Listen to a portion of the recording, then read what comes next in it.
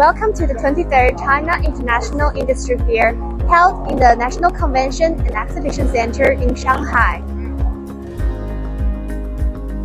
Raysoar brings new welding tools, fine welding series, to global customers in the field of laser welding application.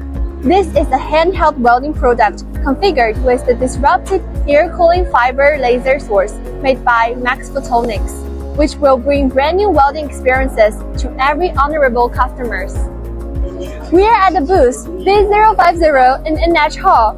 Approaching our booth, we'll be greeted by two handheld welding machines from the fine welding series, coupled with our new welding mate, which provides high purity nitrogen as a protected gas for welding applications. This is the FWA 1500 air cooling handheld welding machine from the fine welding family. It is equipped with an air cooling fiber laser. Compared with the traditional water cooling, it is more environmentally friendly and energy saving. The machine is also lightweighted and portable. It weighs only 44 kilograms. The handheld laser welding head supports handheld welding, spot welding, cutting, non-contact cleaning, and weld cleaning functions. It supports automatic wire fitting and can realize all-position weldings. This is the Welding Mate WMS30 Pro.